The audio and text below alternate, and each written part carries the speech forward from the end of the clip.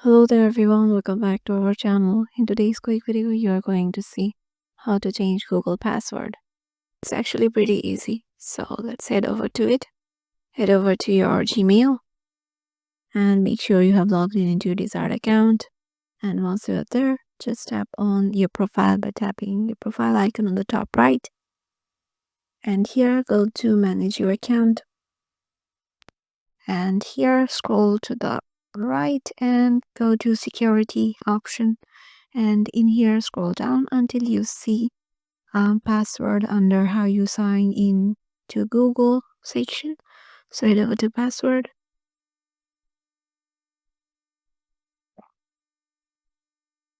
It might take some while.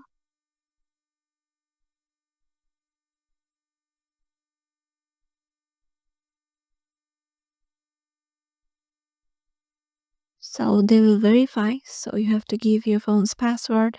So I'm giving mine. So they're currently verifying. And once they do it, here you have to give your new password and confirm your new password. And then tap on change password. So yeah, in this way you can just change your Google password. Hope this video will help you out, and we will see you in the next video.